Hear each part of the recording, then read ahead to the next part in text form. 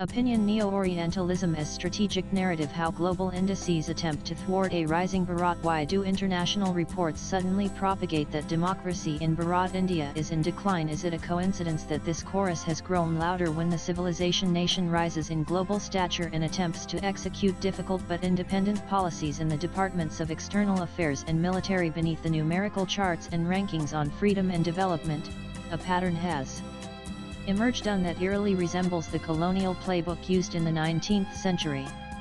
We may now be witnessing a contemporary form of Orientalism, weaponized via global indices.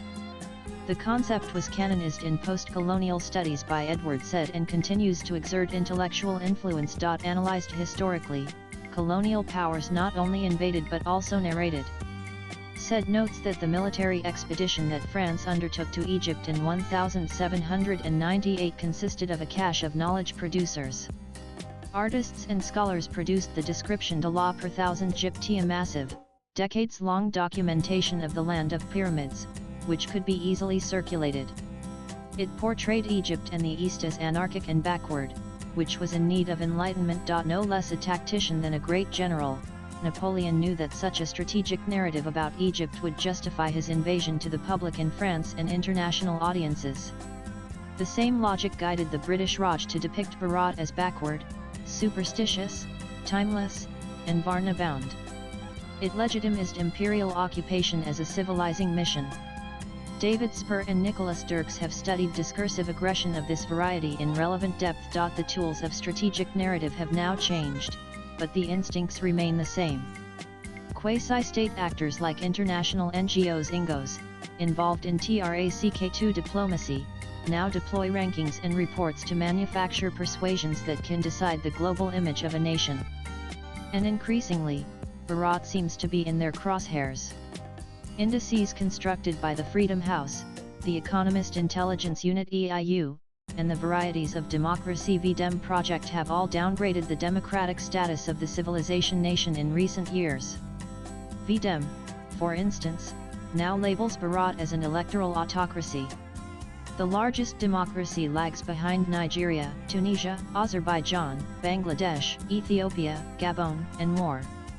The irony is remarkable. The dramatic classifications do not rest on robust criteria.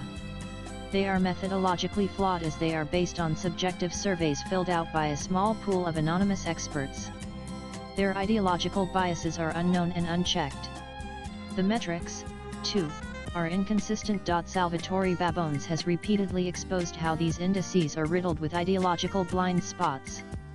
He argues that far from being impartial observers, the INGOs act more like self-appointed arbiters of global virtue, engaging in moral overreach under the guise of democracy advocacy.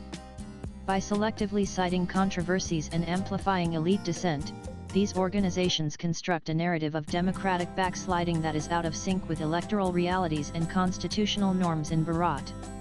The maintenance of linguistic diversity and the decriminalization of homosexuality are certainly not highlights of an authoritarian polity. INGOs run on funds generated by a liberal order of global politics in which the USA is still the hegemon. Besides being devoted to liberal economics, such an international state of affairs led by the US and other NATO nations is equally invested in the spread of its version of liberal democracy. In 2006, a state document of the US on strategic culture observed, Americans have seen themselves as exceptional. This exceptionalism has influenced the way the United States deals with others. The impulse to transform the international system in the service of liberal democratic ideals forms a strand that runs throughout American history. The Clinton administration's national security strategy of engagement and enlargement and the George W. Bush administration's commitment to spreading democracy have more in common with one another than either administration's supporters would admit. To put it differently, the spread of neoliberal democracy along with neoliberal economics is a state-driven enterprise in which the powerful conglomerate, composed of the US and other NATO nations, is the spearhead. Academics and activists who are assimilated in the well-heeled system of INGOs via fellowships, funding, salaries, and internships are not anti-establishment, therefore.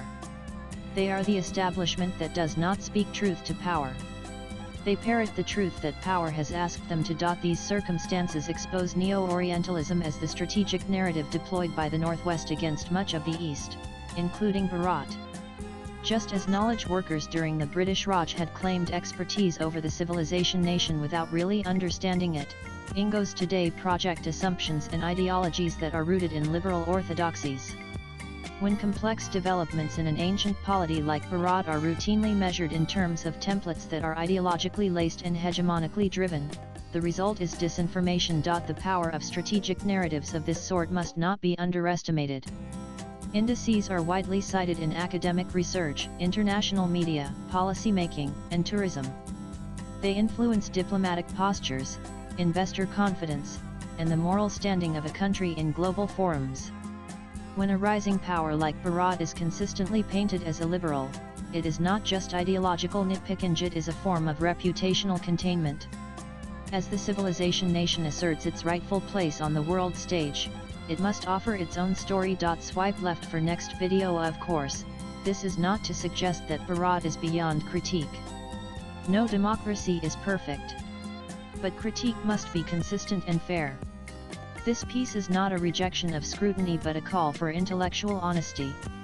It is a reminder that colonial attitudes can resurface in new forms as data, as indices, and as expert opinions.